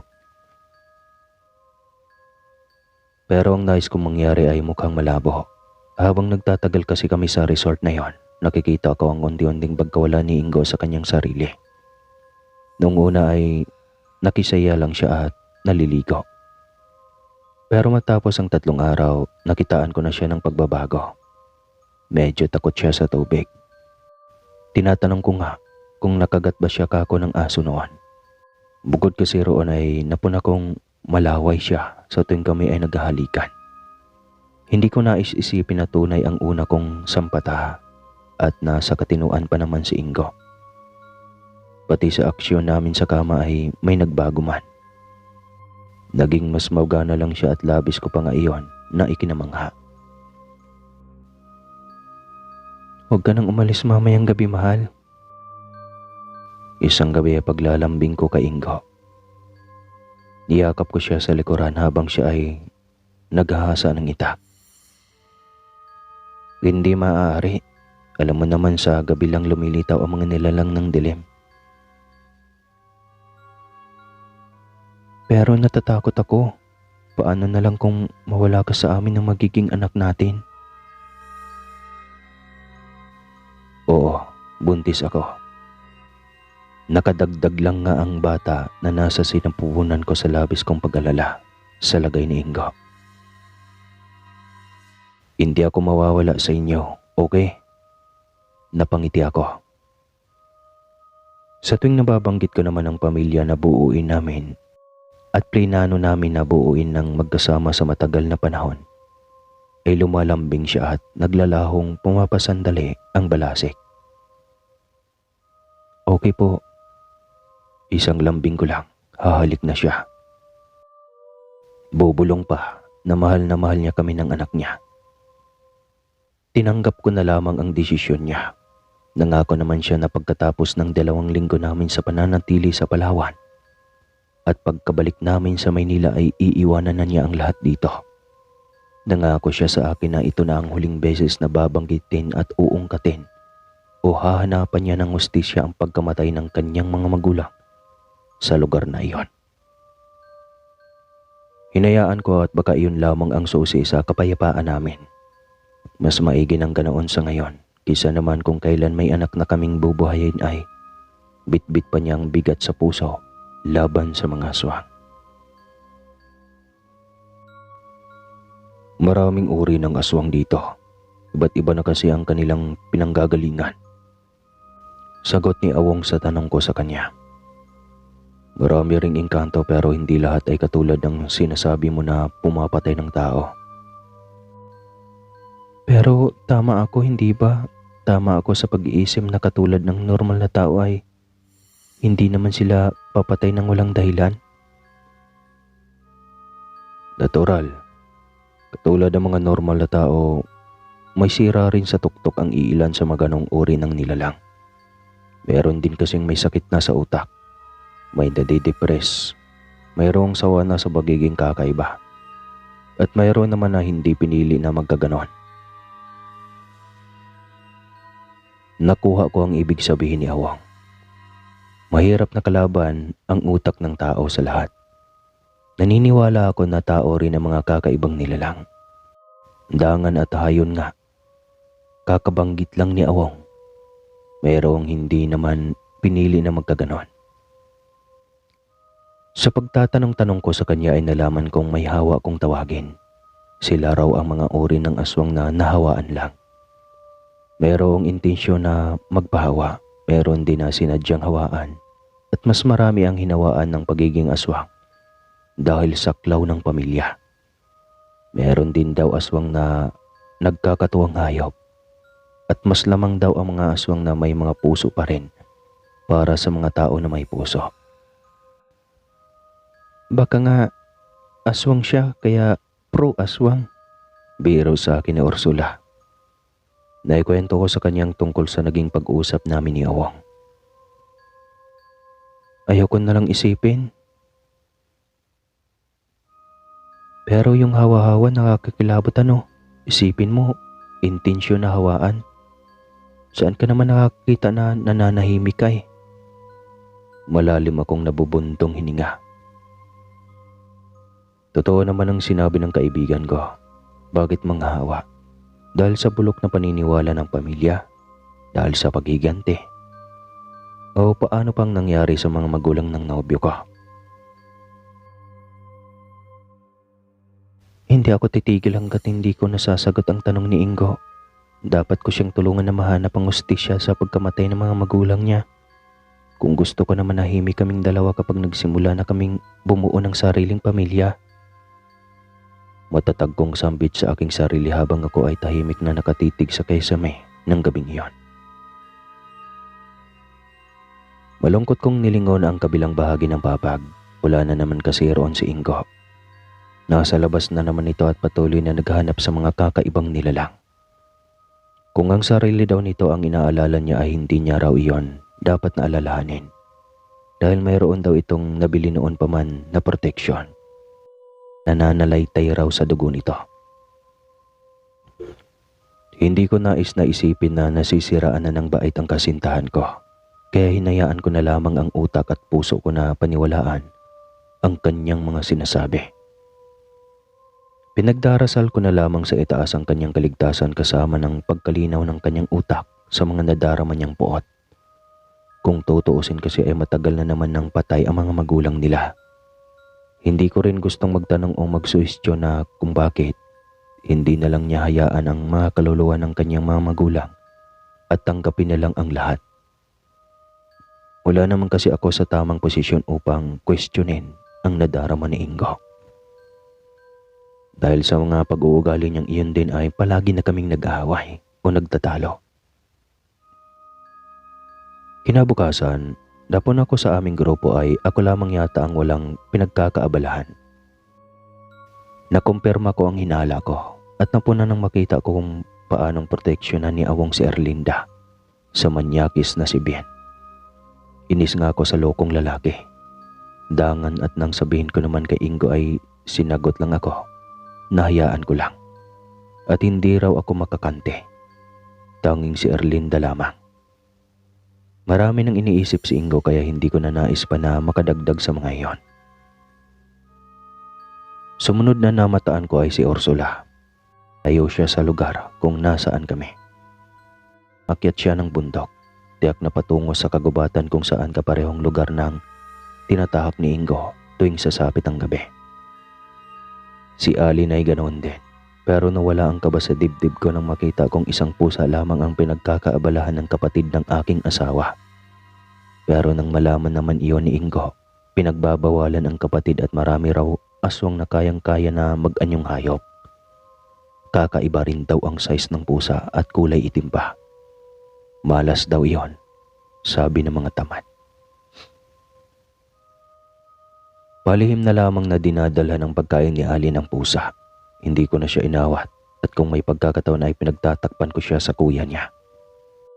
Wala akong nakikitang masama sa pag-aalaga ng pusa. Kapag umuwi naman kami sa Maynila ay maiiwan din iyon doon. Dahil na po akong ako lamang ang walang ginagawa at tipong solo flight, sa travel namin na iyon, mas madalas tuloy akong natutulog. Parte rin yata iyon ang pagbubuntis ko. At dahil siguro sa labis na pag-iisip kay Ingo at sa mga naganap sa mga magulang niya, napanaginipan ko tuloy ang putol-putol na pangyayari na hangos sa kwento ni Manang Iska. Ngunit may libreng eksena na tila nilaan talaga sa akin. Nagtatalo ang mag-asawa. Nag-iimpake kasi ang tatay ni Ingo. Sabi ng nanay niya, bakit daw paparoon na naman sa Palawan. Ayaw ng misis na payagan ng mister. Pero hindi raw maaari. Dapat daw na bumalik sa Palawan ng tatay ni Ingo. Mayroon daw kasi itong nadisgrasya na baboy ramo. Tinanong ng nanay ni Ingo kung ano bang tunay na nangyari at kailangan pang bigyan ng importansya ang nabaril nitong baboy ramo. Lasing naman daw ang mister niya nang mabaril iyon at humingi naman ng tawad sa may-ari ng baboy ramo. At ang sinagot ng tatay ni Ingo ay labis kong ikinagulat. Ang baboy ramo raw ay isang aswang. Batang aswang daw ang napatay nito. Kung hindi raw babalikan at tutulong sa pagpapagamot ang tatay ni Ingo, baka raw matuloy ang sinabi sa kanya ng nanay ng baboy ramo na magiging aswang din ang anak nila sa takdang panahon bilang ganti sa kanyang nagawa. Sa sumunod na eksena ay magkasama ng mag-asawa sa kotseng minamaniho ng tatay nila Ingo. Sumama ang misis dahil nag-alala ito sa maaaring maganap sa asawa. Ngunit habang nasa daan, may umatake sa kanila na kakaibang nilalang. Mula sa pagiging baboy ramo ay naging mabangis ang itsura ng dalawang nilalang na humarang sa kanila. Sinakyan ng isa ang harapan ng kotse. Gamit ang mahaba nitong kuko ay kiniskis ang salamin. Nagtakip ng magkabilang tenga ang nanay nila Ingo. Nakakangilo kasi ang tunog ng pagkiskis ng mga kuko ng aswa na nasa kanilang harapan. Ang mister naman nito ay kanda hingi ng tawad at umusal na rin ng panalangin. Patawarin niyo ako. Hindi ko sinasadya. Narito ako upang tumulong sa pagpapagamot sa anak ninyo. Hindi ko sinasadya na tumakas. Natakot lang ako at nabigla nang malaman ko na mga aswang kayo. Hindi ko intensyon ang lahat, sabi ng tatay nila Ingo sa mga aswang. Sumugod ang aswang na nasa harapan ng kotse. Sinabi nito na huli na ang lahat. Kamamatay lang ng anak nila. Kung sana ay hindi raw tumakas ang tatay nila Ingo, hindi raw sana nagkulang ang mga ito para sa pera na pampaopera. Malaki ang kasalanan ng tatay ni Ingo. Dahil lang pala sa kinain ng baboy ramo ang nahulog ang gintong singsing, kaya niya binaril. Sa bagay, mahirap magmina. Dahil lasing, hindi na tama ang pag-iisip. Pero ang utak na may lamang alkohol ay nagising ng mismo sa harap nito. Ay naging batang lalaki ang baboy ramo na binaril.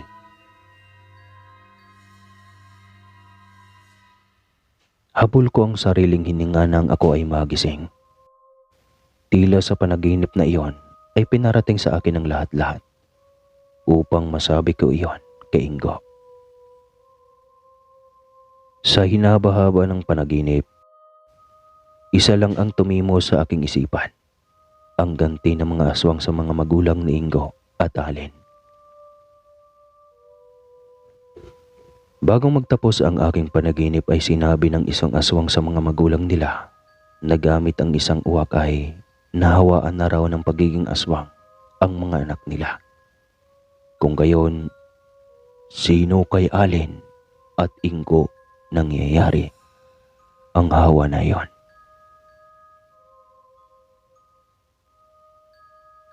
Maraming salamat po sa lahat ng hindi nakakalimot magtabi at mag-subscribe.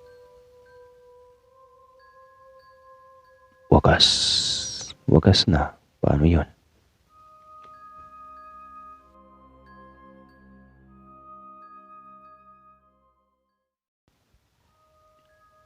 Saktong iniisip ko kung sino kay Allen at Ingo ang nahawaan ng uwak na sinasabi ng aswang sa aking panaginip. Nang biglang sinambit ng sarili kong utak na panaginip lamang iyon. Kahit sabihin na animo pangitain, ang panaginip ay hindi maaaring ihambing o ipagsabi ng tama sa tunay na buhay. Isa pa, wala pa rin naman akong nasasaksihan sa tunay na katauhan ng mga aswang o kung tunay nga ba sila. Ang nasa panaginip ko ay malinaw na kinopya ng diwa ko sa mga nakikita at nababasa ko sa comics at dyaryo. Ngunit ang mga agam-agam ko ay bigla ang naglaho nang makarinig ako ng kakaibang alulong ng aso. Galing din sa mga horror na pelikula ang ganoong tunog. Hindi ko inakala na makakarinig ako niyon sa isang liblib na resort doon sa Palawan. Napasiksik ako sa higaan. Otomatik ko rin na napatakip sa aking magkabilang tenga. Ilang sandali lamang naglaho ang mahaba at nakakakilabot na alulong ng aso. Ngunit napalitan naman iyon ng isang malakas na pagaspas na animo galing sa pakpak ng napakalaking nilalang. Hindi ko gustong isipin na baka nagmumula iyon sa manananggal.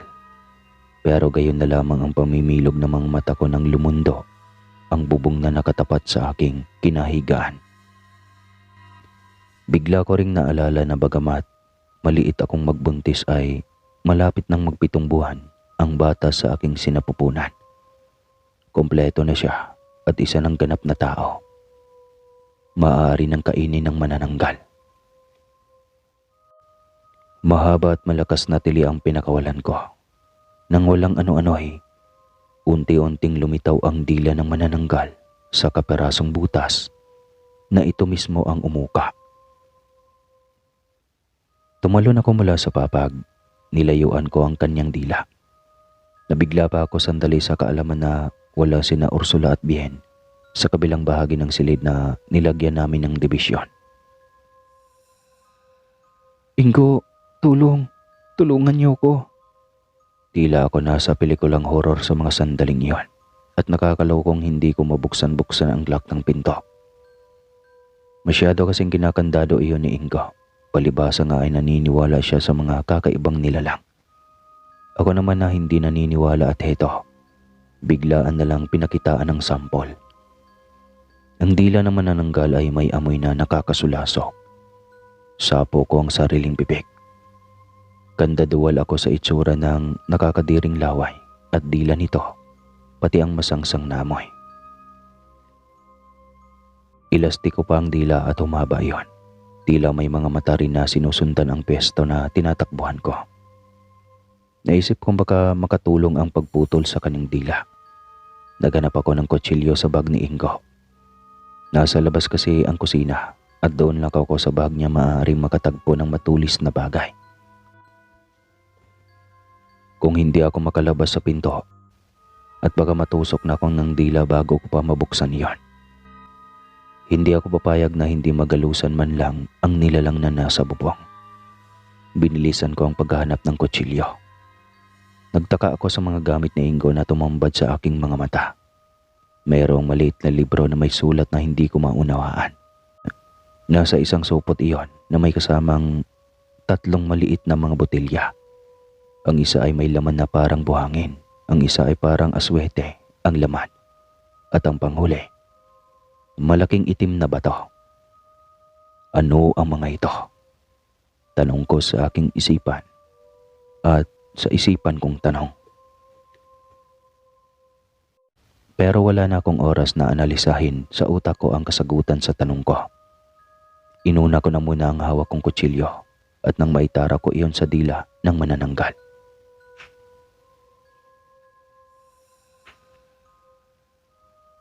Magkakamatayan na kami pero hindi ako papayag na makain niya ang anak ko. Hayop ka, halimaw. Sabi ko, sabay unday ng saksak sa dila ng nilalang sa dilim. Ngunit sa papag lamang ako tumalbog. Hindi ko nagawang maitarak sa dila ng manananggal ang kutsilyo. Sa foam ng papag ko iyon na itarak. Dinig ko ang ungol ng manananggal. May iba siyang kalaban sa itaas ng bubong, kaya napilitan siyang bawiin ang kanyang dila. Tumayo ako. Agad kong tinungo ang labas ng bahay para malaman kung ano ang nagaganap sa labas. Tumayo ako. Pinilit na binuksan ang pinto. Batagal ko iyon bago nabuksan. Nung nakalabas na ako ay agad kong tinungo ang labas ng bahay para malaman kung ano ang nagaganap sa labas. Sa pagkakataon na iyon ay nabuksan ko na ang kandado ng pinto dahil hindi na ako gaanong kinakabahan at natataranta. Tinaha ko ang daan patungo sa alam kong pwesto kung saan malinaw kong makikita ang nagaganap sa bubungan. Kahit may kadiliman, nakatulong pa rin ang kakarampot na ilaw na nagmumula sa bilog na buwan. Malinaw kong nakikita na nakikipaglaban ang malaking pusa ni Alin at si Ingo sa aswang, na kung tawagin nga ay manananggal. Naroon hanggang sa sabay na maglaho ang katawan ng manananggal at ni Botsyog nang masinagan na sila ng araw. Sinabi sa amin ni Awang na kapwa kakaibang nilalang ang dalawa, kaya raw ganoon ang nangyari. Ang mas nakapagpahindik pa sa akin ay ang kaalaman na patay na si Bien. Gayon din daw ang nakilalang mag-ina ni Ursula na nakatira sa gitna ng kagubatan. Napuno ng katahimikan ang aming grupo pagkatapos nilang ilahad ang mga naganap sa kanila sa pagpunta namin doon sa Palawan. Nakakabigla rin ang nalaman namin na pugad pala ang lugar na iyon ng mga aswang at kakaibang nilalang. Gayon din ang engkanto na tulad ni Awang.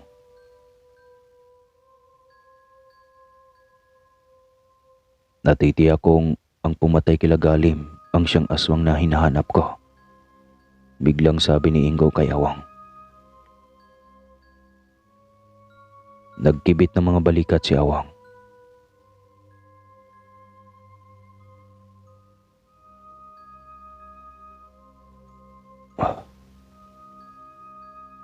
Ang sabi ni Ursula, bago malagutan ng hininga si Galim ay naibulong nito sa kanya na isang baboy ramon na may gintong singsing sa ilong ang pumatay sa kanila. Siguro nga ay yun ang hinahanap mong aswang. Ngunit kung hindi man, maaari mo naman siyang patayin dahil pumapatay siya ng kalahi. Kung nagagawa niya iyon, natitiyak kong kaya rin niya kayong patayin. Ngayon ko lamang narinig ang tungkol sa kanya. Ayoko sana kayong takutin pero malakas ang kutob ko na lumabas lamang siya mula sa kanyang pinagtataguan dahil sa inyo. Dahil naamoy niyang may mga tao rito. Kinilabutan ako sa mga sinabi ni Awang. Hindi ko pa nasasabi kay Ingo ang tungkol sa napapanaginipan ko. Pero tumutugma na iyon kaagad sa sinambit ng engkanto. May nilunok na singsing na ginto ang baboy ramo na binaril ng tatay ni Ingo. Buhay pala ito.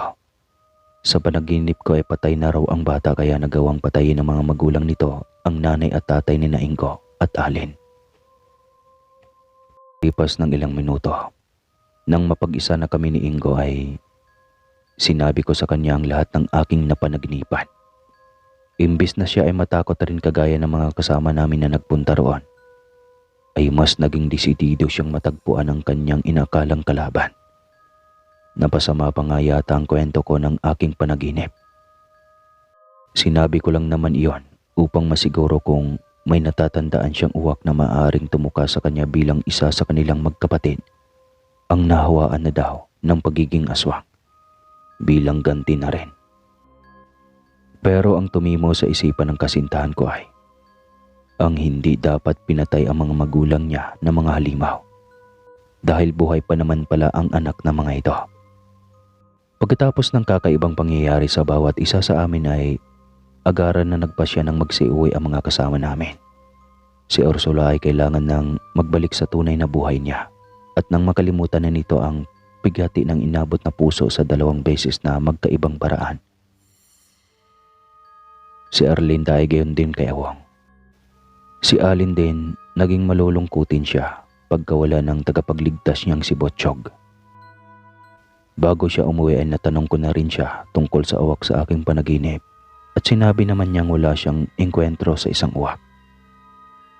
Kumpara raw sa kapayapaan ng kalooban ko, magtanong na lamang daw ako kay Manang Isga na siyang gagawin ko kapag nakabalik na din ako sa Maynila. Sa ngayon kasi na nagpaiwan sa Palawan si Ingo ay nagpasya akong maiwan na din. Ano't ano man, hindi ko kaya na hayaan dito sa nakakatakot na lugar ang taong mahal ko.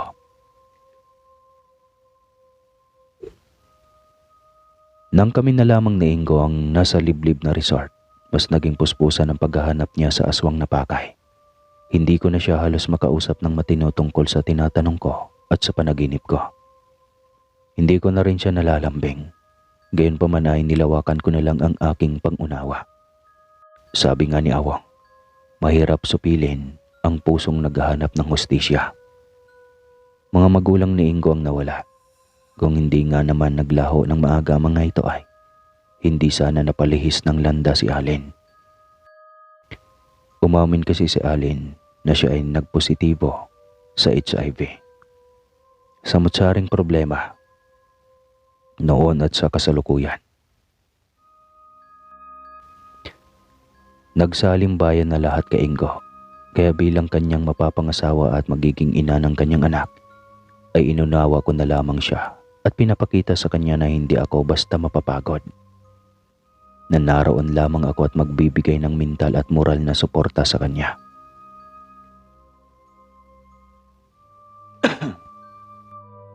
Ngunit nagdaan ang 5 araw at hindi pa rin nakikita ni Ingo ang sinasabing aswang na pumatay kay Galim at sa nanay nito. Nainip ako kaya nagsabi ako kay Awang na hahanapin ko rin ang aswang, pero sa umaga ko gagawin. Sa gabi kasi naghanap si Ingo. Walang problema, Sumigaw ka lang kung kailangan mo ng tulong. Maririnig at maririnig ko naman. Sa sinabing iyon ni Awong ay nagkaroon ako ng lakas loob sa aking misyon. Mabait talaga ang engkanto. Dangan at nagkakilala sila ni Erlinda sa maling pagkakataon at pagkatao. Binigyan pa ako ni Awong ng protection. Magagamit ko raw iyon bilang first aid kumbaga. Sakali raw na may ma-encounter ako kaagad na ibang nilalang. Bitbit ang proteksyon na iyon at lakas ng loob. Ilang araw ko rin hinahanap ang aswang na sinasabi ni Ursula at Awong. Inabot din ako ng halos 1 linggo bago ko siya pinal na natagpuan. Napakagandang babae. May gintong singsing na ginawang hikaw sa kanyang ilong. Kinabahan ako nang mamataan ko siyang nagwawali sa harap ng kubo. Malakas ang pangamoy ng mga tulad niya. Ngunit marahil dahil sa binigay sa akin ni Awong, kaya hindi niya alam na naroon lang ako sa paligid, malapit sa kanya. Tahimik akong nagmasid doon. May lumabas na isang gwapong lalaki na may bitbit na tila 4 na taong gulang na lalaki. Humalik ito sa babaeng nagwawalis. Pamilya sila. Isang masayang pamilya. Matapos ko siyang makita ay hindi ko na muna sinabi kay Ingo. Gusto kong palihim na masaksihan ang pagsasama nila ng kanyang pamilya sa hindi ko malaman na rason. Kung tutuusin ay madali na lang sana nasabihin sa nobyo ko kung nasaan ang hinahanap niya. At nang makaalis na kami roon. Pero hindi ko ginawa. At hindi ko magagawa. Paano ko magagawa na ipagkanulo ang isang babaeng kung titignan naman ay napakahinhin at animo hindi kayang pumatay? Pagkatapos, sa kakamanman ko sa kanila, nalaman kong kaya niya pala nila pa si Galim ay dahil binantuan daw ng nanay ni Galim ang kanilang anak. Araw-araw din na humihingi ang babae ng tawad sa Diyos dahil sa nagawa. Sa mga nasaksihan ko ay nakabuo ako ng konklusyon. Mali si Awong. Matagal nang naninirahan ang mag-asawa roon. Dangan at hindi raw lumalabas ang babaeng baboy ramo na nagngangalang Lina kasi dati nilang tirahan ay may nakakita sa kanyang pagbabagong anyo. Lahat ng iyon ay malinaw kong narinig. Nakita rin ng 2 mga mata ko kung paano siya maging baboy ramo. Tinatali niya ang sarili. Kakatuwa man ang naganap ay mismong ako ang nakasaksi. Kahit may liwanag pa. Basta bilog ang buwan ay tinatali ni Lina ang sarili. Dahil magiging baboy ramo siya at tiyak na makakapaminsala. Matagal mo na palang alam kung nasaan sila pero hindi mo man lang ako nasabihan.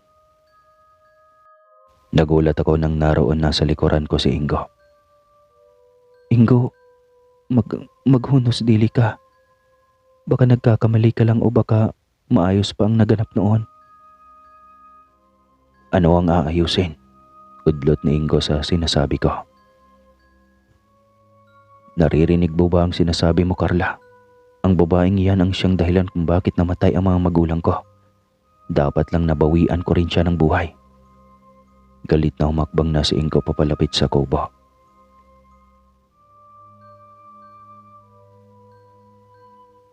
Tumakbo ako. Niyakap ko siya sa likuran. Pinulupot ko ang aking mga braso sa kanyang bewang. Ingo, makinig ka. Patawad kung hindi ko sinabi sa iyo na natagpuan ko na siya. Nakasaporta ako sa iyo dahil mahal na mahal kita. At wala akong hiniling kung hindi ang makalaya ka sa bangungot ng nakaraan pero mahal, may pamilya siya. Masaya sila. Hindi ko gusto na tayo pa ang maging rason ng sigalot sa mga buhay nila. Magkakaroon na rin tayo ng anak. Matagal na pinakaramdaman lang ako ni Ingo. Siguro ay inaanalisa ang aking sinabi. Pero sa huli ay binitiw din niya ang mga braso ko sa kanyang bewang. Napaiyak na lamang ako sa kanyang naging desisyon. Talaga nga yatang pinagtatagpo ang mga taong magkaiba ang mga pananaw sa buhay. Kung ako kasi ay hahayaan ko na lamang ang lahat. Sasaya ba si Ingo kung mapapatay niya si Lina? paano ang anak nito. Magkakaroon na rin kami ng pamilya at anak. Naniniwala akong ang kaguluhan na ginawa mo sa isang tao ay may balik na mas matinding kaguluhan sa iyo, gaano man ang naging kasalanan ng sino. Matagal bago ako nakatayo noon para masundan ko si Ingo. Pinunasan ko ang aking mga luha bago ko tinahak ang daan palapit sa kubo ng mag-asawang Lina at Brando. Ingo, maawa ka sa mga bata. Magkakaroon din tayo ng pamilya. Makinig ka naman sa akin kahit ngayon lang. Hindi pa man ako nakakalapit ay naglitanya na ako. May naririnig kasi ako mga singasing at ungulan. Ingo, mahal. Naputol na ang aking sinasabi. Nanlaki ang aking mga mata nang datnan kong ang lahat ng tao sa kubong iyon ay pawang mga baboy ramuna.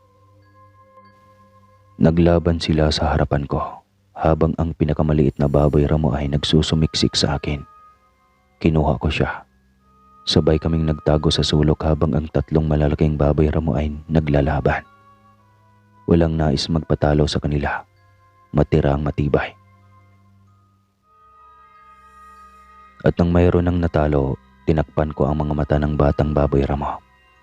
Ang nanay kasi niya ang unang nasugatan at nagbalik sa normal na pagkatao. Ang dalawang baboy ramo ay hindi mga nasugatan. Kapwa sila nataranta. Tinakpan ko man ang mga mata ng batang baboy ramo ay nakita pa rin ito ang ina at pumiglas papunta rito. Dahil sa iyak ng bata sa nakahandusay nitong ina ay natauhan sina Ingo at Brando. Si Ingo pa ang nangunang nagdala kay Lina sa ospital. Sa awa ng Diyos ay nabuhay si Lina.